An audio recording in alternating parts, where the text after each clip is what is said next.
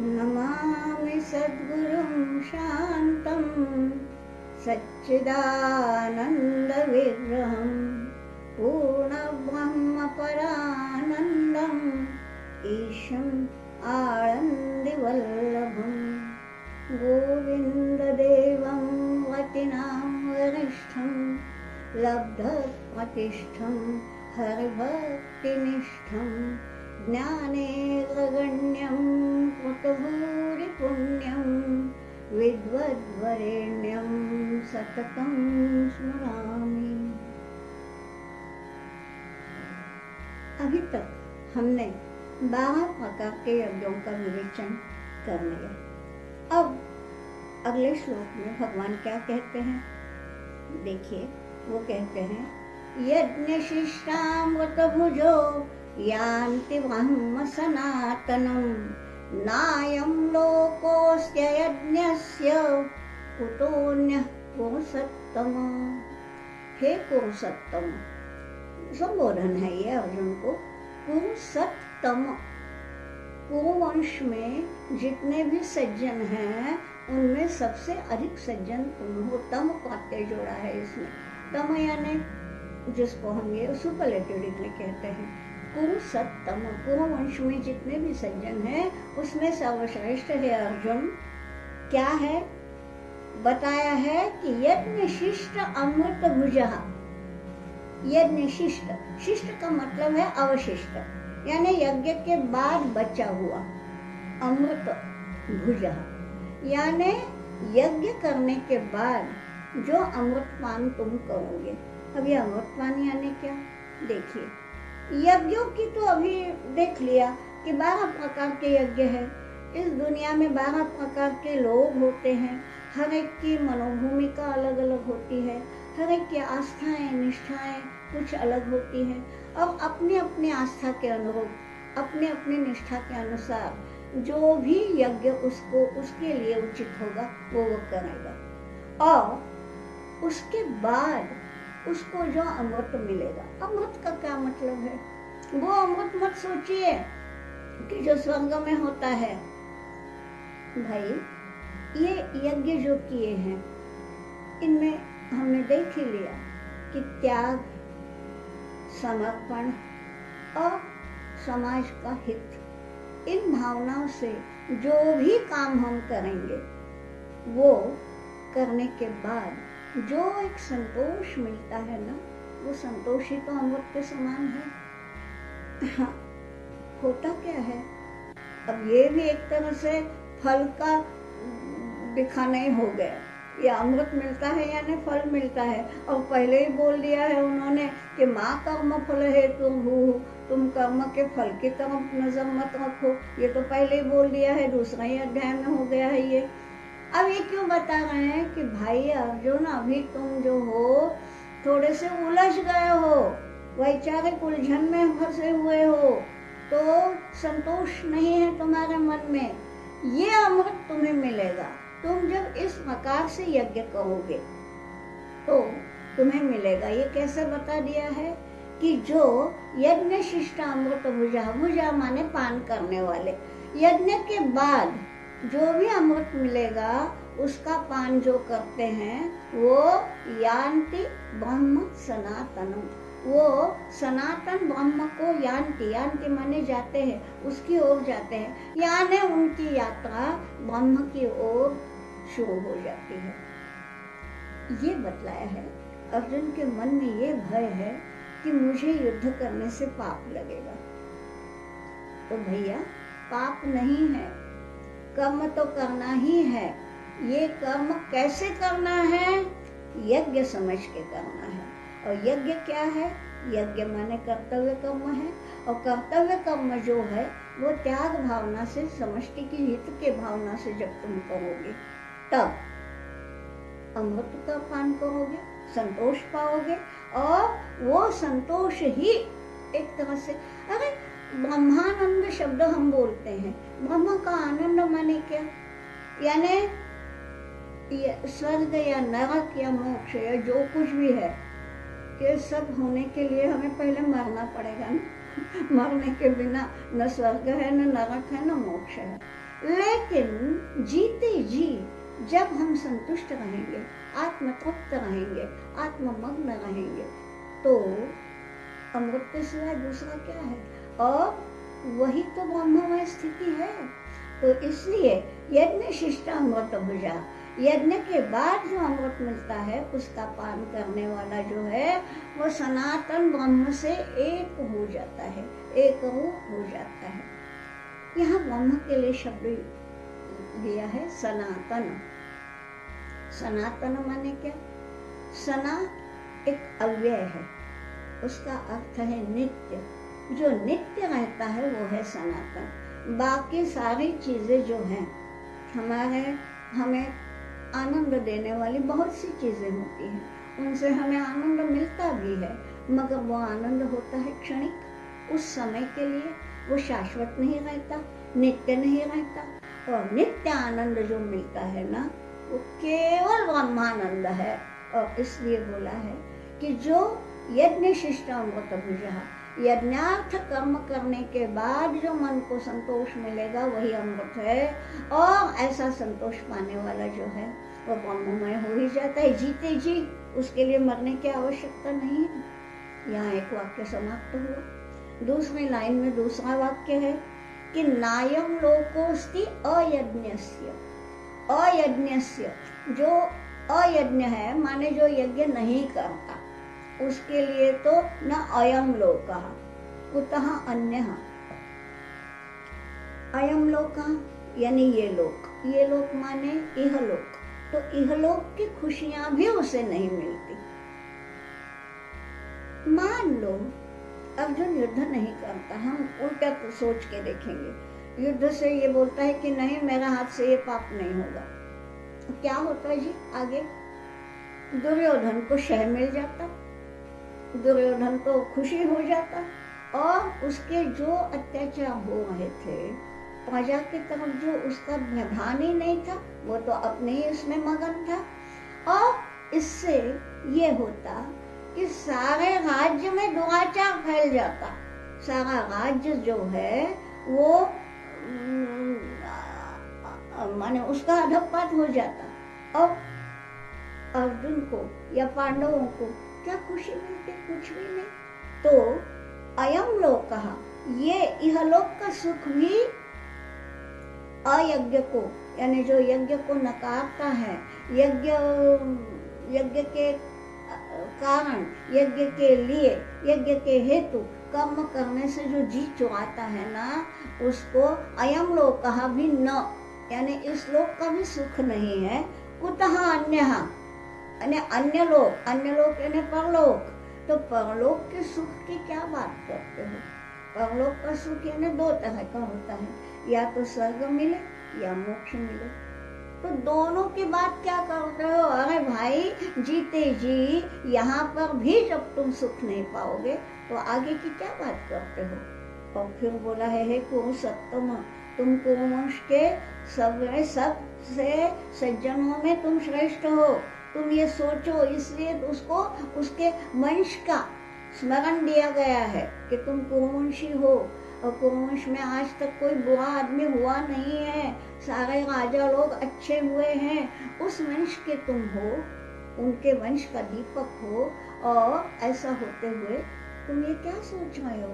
न अयम लोकः न परलोकः, इस लोक की भी तुम नहीं कुछ साधना कर पाओगे, कुछ सिद्धि नहीं पाओगे, तो पर सिद्धि, परमात्मा सिद्धि की क्या बात करते हो? यहाँ ये श्लोक हो गया।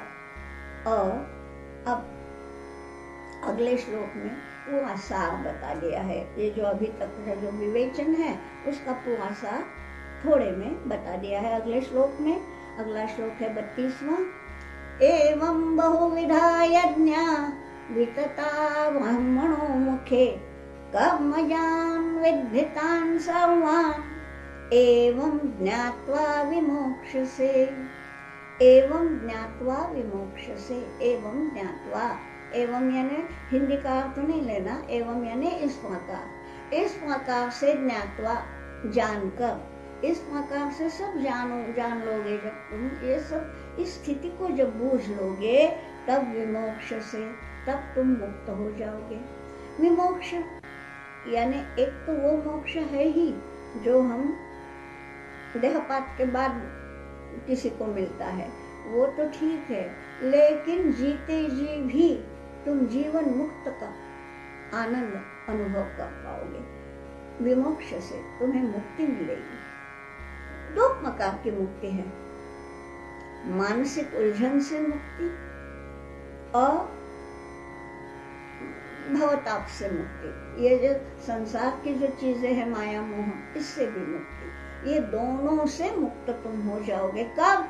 ज्ञात्वा, जानने के बाद। क्या जानने के बाद? एवं ज्ञात्वा, इस प्रकार जानने के बाद। तो किस प्रकार जानने के बाद? देखिए, एवं बहुविधा यज्ञाः ब्रह्मणो मुखे वितताः। बहुविधा यज्ञाः यानी भगवान ने बोला कि मैंने तो तुमको केवल 12 प्रकार के यज्ञ सुनाए, लेकिन बहुविध हैं यज्ञ, तो और भी बहुत कुछ है। बहुविध है यानी बहुत प्रकार के यज्ञ होते हैं, और वो सब ब्रह्मणो मुखे वितताः। ब्रह्मणो मुख शब्द आया है वेदों के लिए, तो वेदों में वितताः यानी सविस्तर उनका वर्णन है। यानी थोड़े में बता दिया है कि मैंने तो तुमको 12 प्रकार के यज्ञ बताए, लेकिन इस प्रकार के और भी बहुत से यज्ञों का वर्णन विस्तार के साथ वेदों में आया हुआ है।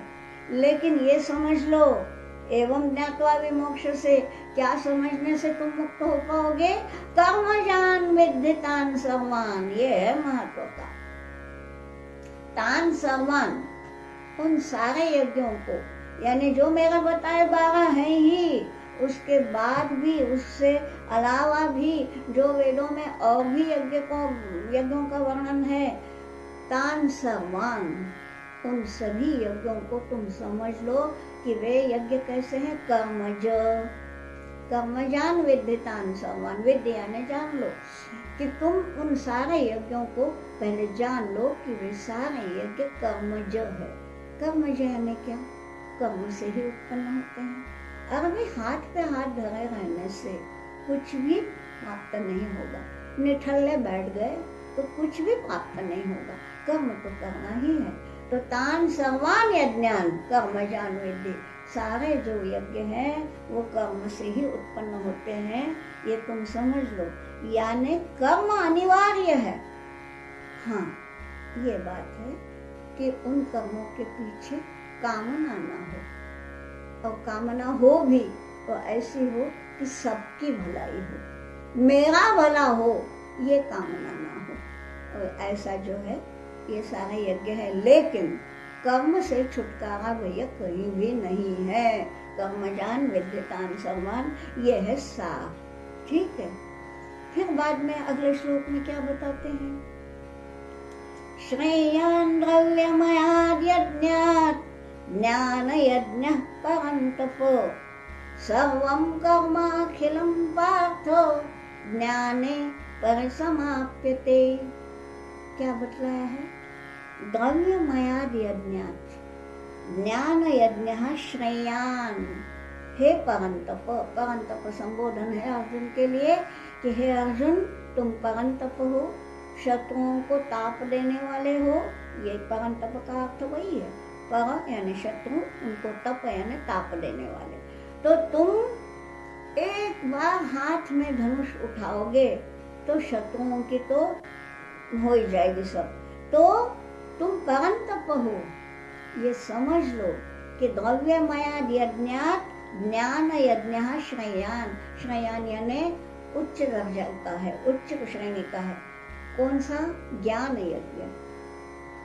ज्ञान का जो यज्ञ है वो द्रव्यमय यज्ञ से श्रेष्ठ है। अब द्रव्यमय माने एक तो हम द्रव्य यानी धन खर्च करके जो करते, बतला दिया था ना वो इष्टापूर्त वगैरह, यानी उन 12 यज्ञों में ये भी आया था। तो इन सारे यज्ञों से, क्योंकि यज्ञ बोला तो उसमें यज्ञ के द्रव्य तो आए ही, हविर द्रव्य।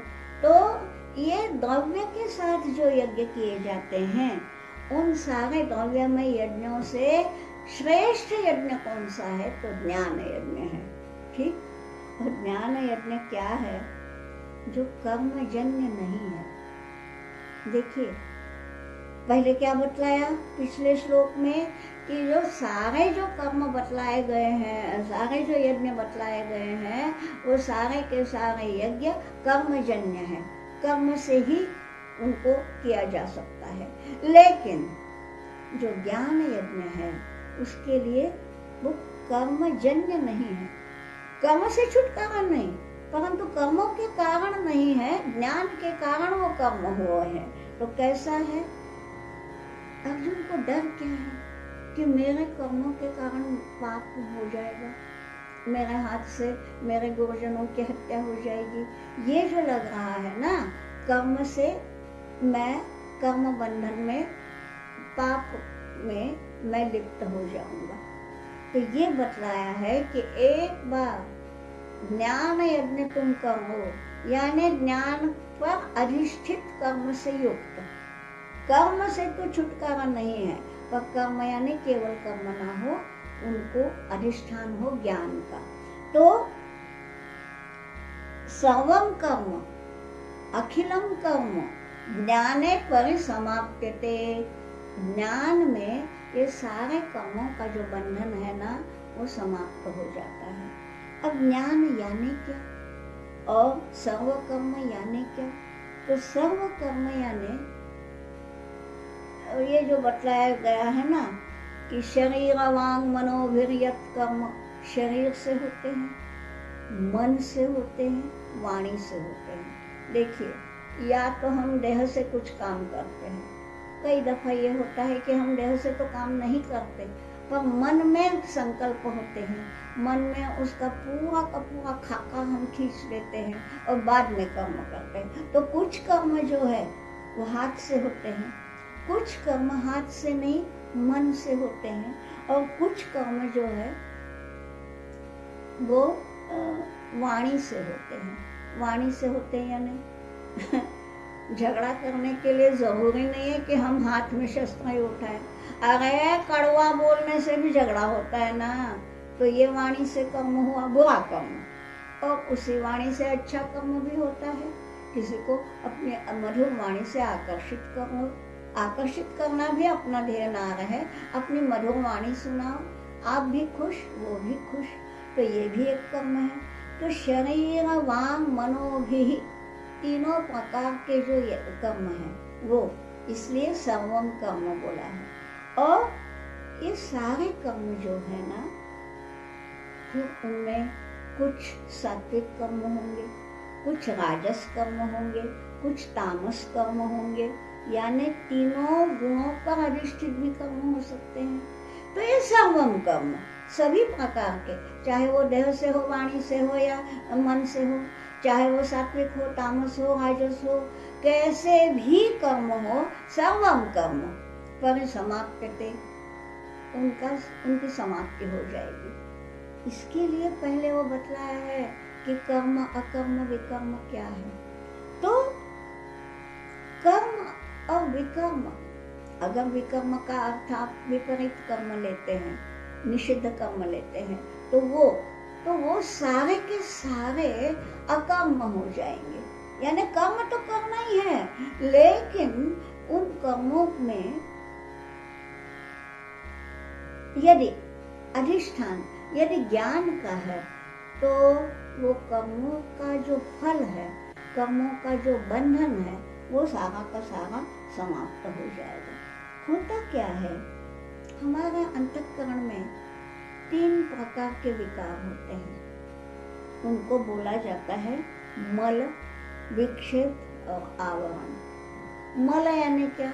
मल का अर्थ आप हिंदी में तो जानते हैं, मल यानी कचरा, जो खराब है, जो बुरा है, उसे हम मल कहते हैं। तो मल यानी हमारा संचित पाप। हम अभी नहीं कर रहे हैं कोई पाप कर्म, लेकिन पिछले जन्म में जो पाप किया है उसका जो संचित अभी हो रहा है वो है मल। ठीक। फिर दूसरा एक विकार है विक्षेप। विक्षेप यानी मन की चंचलता। मन स्थिर ही नहीं रहता। सोचते हैं, मन में संकल्प करते हैं कि मैं ऐसा करूंगा, लेकिन फिर मन दूसरी ओर जाता है, तो फिर बस वो संकल्प छूट जाता है। और ये चंचल है ना मन। बोला ही है, अर्जुन ने खुद बोला है कि चंचलम हि मनः कृष्ण, ये आएगा आगे। तो ये मन की चंचलता और उसके कारण होने वाले विक्षेप तो बहुत है, सारे के सारे नहीं बताती, लेकिन ये मुख्य है चंचलता। तो मल, विक्षेप और आवरण, ये तीन जो है विकार है। आवरण यानी अज्ञान। आवरण का मतलब है ढक्कन, आवरण डालना यानी ढांक देना। क्या ढक जाता है भाई? उससे ढक जाता है ज्ञान। तो आवरण माने अज्ञान। तो ये तीन जो विकार है ना, वो हर एक को सताते हैं। मल यानी संचित पाप, गए जन्म में जो पाप किए होंगे उसका। फिर विक्षेप, मन की चंचलता, और आवरण, अज्ञान। तो ये हमेशा हर व्यक्ति को सताते ही हैं। तो उसके कारण ये कर्म होते हैं, वो चाहे सात्विक हो, राजस हो, तामस हो, चाहे देह से हो, वाणी से हो या मन से हो। ये जो सारे कर्म होते हैं, सर्वं कर्माखिलं पार्थ ज्ञाने परिसमाप्यते। एक दफा ज्ञान हो गया कि ये सारे कर्म समाप्त हो जाते। कर्म समाप्त होते हैं माने क्या? इन कर्मों के कारण जो बंधन है वो बंधन नहीं रहता। अब ये ज्ञान यानी क्या?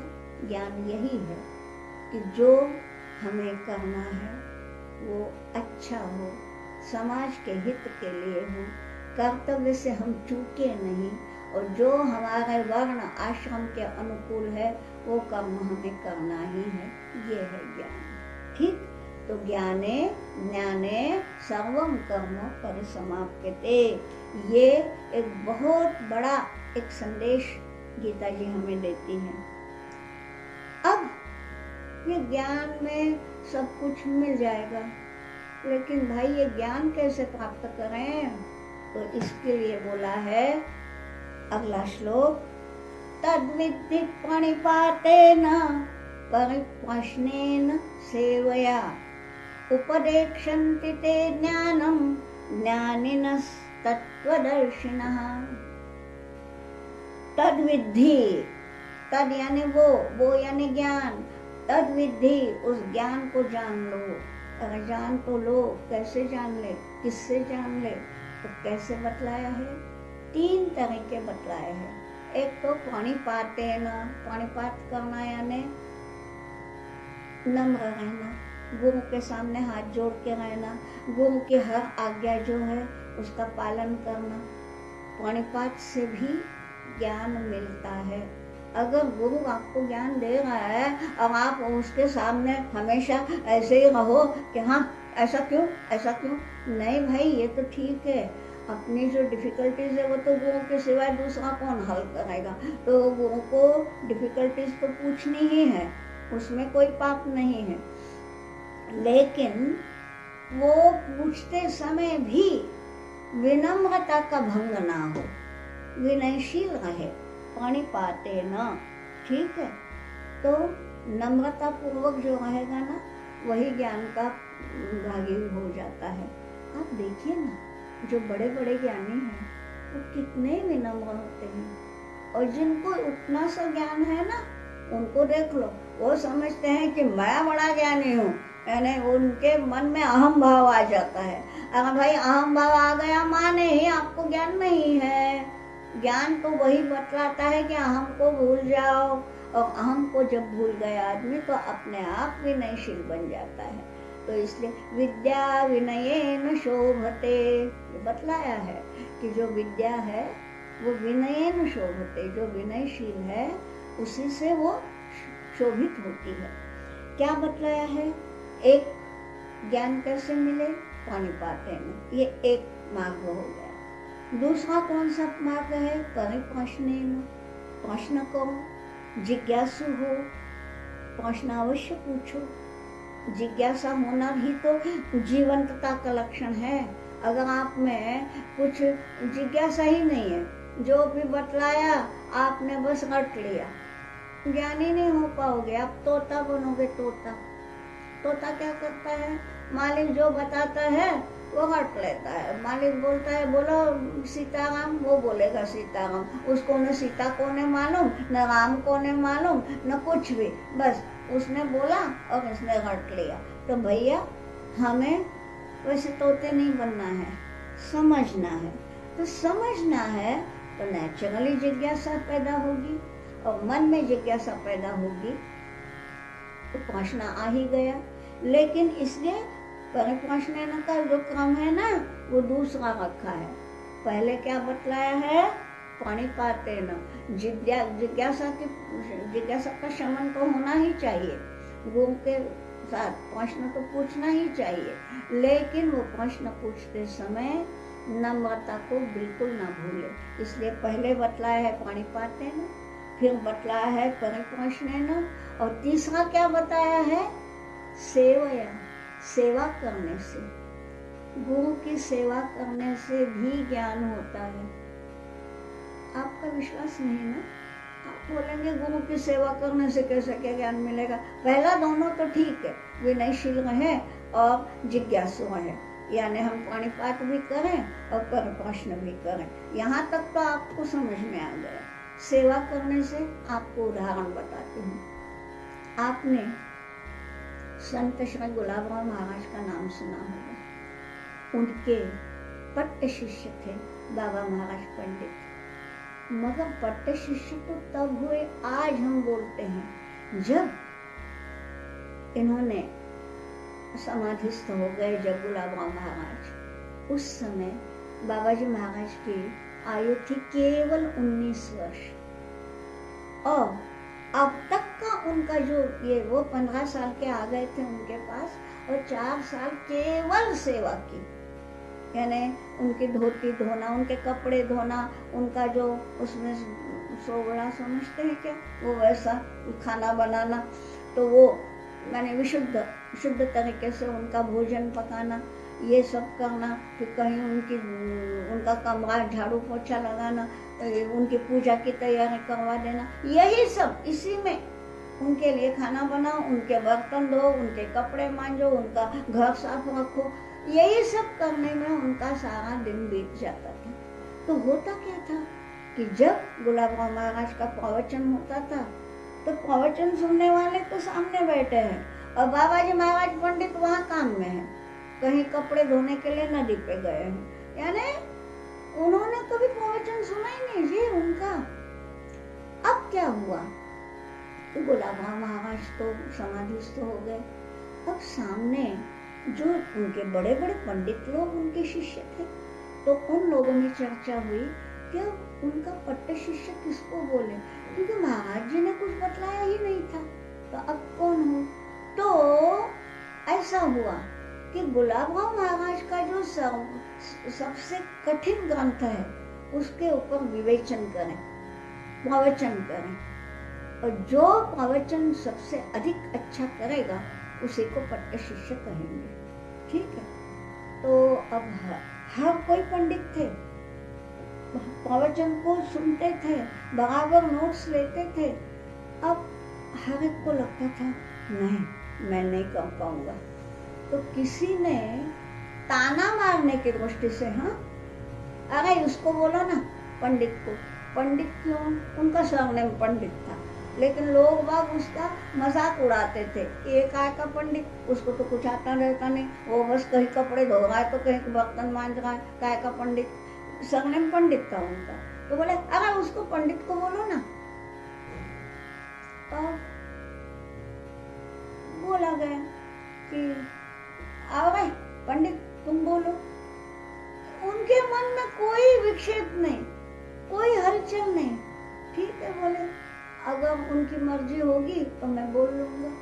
और उठाया, और जो प्रवचन उन्होंने दिया है वो कैसा था कि सारे के सारे मग्न हो गए, मंत्रमुग्ध हो गए, और बोलने लगे कि इससे अच्छा तो हम कोई नहीं बता सकते, और सर्वसम्मति से उन्हें पट्ट शिष्य बनाया गया। अब ये चमत्कार हुआ कैसे?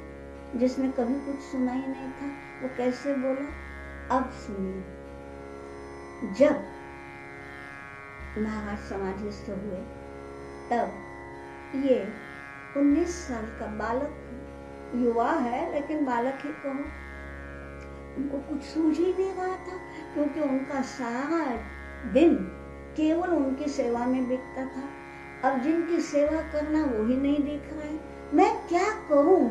इसके लिए ऐसे हो गए थे बिल्कुल, और बैठे थे, होते हुए बैठे थे, और होते होते खाना नहीं, पीना नहीं, कुछ नहीं, बस एक जगह बैठे थे, तो हो गए। अचानक होते होते, उसको हम नींद तो नहीं बोलेंगे, लेकिन ग्लानि, पेट में कुछ नहीं था, तो ग्लानि से उनके आंख लग गई और उनको सामने दिखे गुलाब महाराज। और उन्होंने बोला, पंडित, मराठी में बोला, मैं हिंदी में बताती हूँ कि पंडित तुम चिंता मत करो, मैं तुम्हें छोड़ के कहीं नहीं गया, और तुमको मेरे साथ रहना है ना, तो देखो जो जो मैंने लिखा है ना वो सब तुमको समझ में आएगा।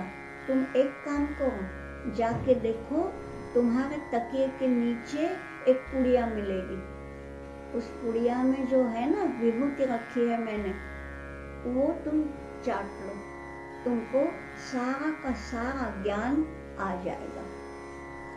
अब ये ग्लानि में थे तो आंखें खोली, उनको लगा कि मैं दिन भर उनका ही चिंतन करता हूँ तो आया होगा ऐसा, लेकिन मैं देख तो लूं। जाके उठे और तकिए के नीचे देखा तो सच में पुड़िया थी, और वो जो था विभूति भस्म, तो वो उन्होंने लिया, चाट लिया, और सही में उनके आंखों के सामने सारे ग्रंथ और उसका अर्थ अपने आप आ गया। और आपका विश्वास नहीं रहेगा, लेकिन आज मेरे पास बाबा जी महाराज के लिखे हुए अनेक ग्रंथ भी हैं।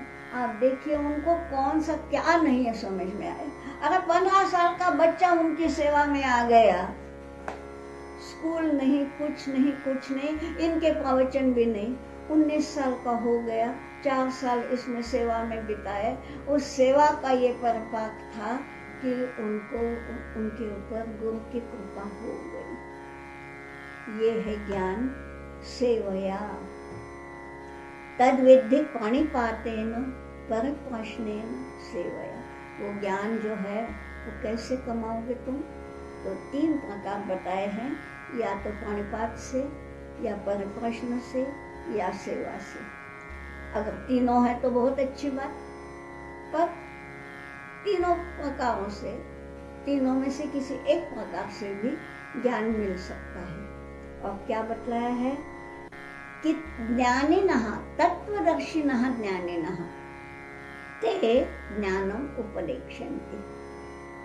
यानी कोई सोचे कि मैं बहुत सी पुस्तकें पढ़ता हूँ, मैं ज्ञानी हो गया, ऐसा नहीं होता। आप पुस्तकें पढ़ते हैं, माने होता क्या है? उनके शब्दों को ही तो पढ़ते हैं, अंदर तक जाते हैं क्या? वो अंदर तक कैसे जाओगे? वो अंदर तक जाने के लिए उन शब्दों का भीतरी रहस्य सुलझाने के लिए किसी गुरु की आवश्यकता है। गुरु नहीं तो कोई कुछ नहीं, और इसलिए ये गुरु आवश्यक है।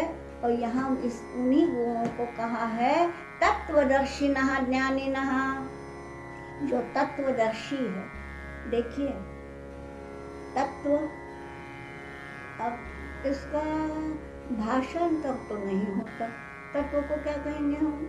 तत्व यानी ठीक है भाई, इंग्लिश में बतलाना है, हम कहेंगे प्रिंसिपल्स। प्रिंसिपल शब्द में तत्व की गहनता है ही नहीं। तत्व, तत्व माने वो ब्रह्म, तत् यानी वह यानी ब्रह्म, तो यानी पना, जैसे हम बोलते हैं ना कवित्व यानी कविपना, है ना। तत्व ब्रह्मपना यानी क्या? ब्रह्म से एकाकार होना, तो ब्रह्मपन आ गया हमारे भीतर, यदि ब्रह्मत्व आ गया तो और क्या बचेगा। तो इसलिए ये जो ज्ञानी होते हैं वो तत्व से तत्व को दर्शी देखते हैं, वो ब्रह्ममय को, ब्रह्म को साक्षात करते हैं। जो ब्रह्म साक्षात्कारी तत्वदर्शी हैं वो ज्ञानी ते ज्ञानम उपदेक्षन्ति, उनके प्रति जाओ और उनके प्रति या तीनों प्रकारों से या तीनों में से एक प्रकार से तुम ज्ञान ग्रहण करो उनसे, प्रणिपातेन परिप्रश्नेन अथवा सेवया। और फिर ते तत्वदर्शिनः ज्ञानिनः ते ज्ञानम उपदेक्षन्ति, ते निश्चित रूप से वे ज्ञानी लोग तुम्हें ज्ञान का उपदेश देंगे ही। यानी इसमें छोटी सी बात है, क्या है, वस्तुतः ये अर्जुन और कृष्ण दोनों दोस्त थे ना, बाद में रथी महारथी बने, रथी और सारथी बने, यानी अर्जुन रथी बना, भगवान सारथी बने। अभी क्या बने हैं, जब उसने बोला शिष्यस्ते हम, मैं तुम्हारा शिष्य हूँ, और शिष्य किसका बना, साक्षात भगवान का। अब भगवान तो तत्वदर्शी है ही ना, तो ये भगवान ने बोला है कि भैया तुम्हारे पास तीनों है, प्रणिपात भी है, परिप्रश्न भी है और सेवा भी है, तो इसलिए मैं तुमको अधिकारी समझ के ये ज्ञान दे रहा हूँ। ये इसका भीतर का अर्थ है, और ये हमने भी लेना है, अर्जुन ने तो ले लिया, हमने भी लेना है कि हमें यदि ज्ञान पाना है तो ऐसे गुरु के पास जावे जो तत्वदर्शी है, और ऐसे गुरु को सेवया प्रणिपातेन परिप्रश्नेन उसको प्रसन्न करें तो वो तो ज्ञान देगा ही देगा। उपदेक्षन्ति ते ज्ञानम, ये तो एक बहुत ही अच्छा एक बिंदु है, और हम यहीं पर आज रोकते हैं, विराम। वसुदेवसुतं देवं कंसचाणूरमर्दनं देवकी परमानन्दं कृष्णं वन्दे जगद्गुरुं योगेशं सच्चिदानन्दं वासुदेवं वजप्रियं धर्मसंस्थापकं वीरं कृष्णं वन्दे जगद्गुरुम्।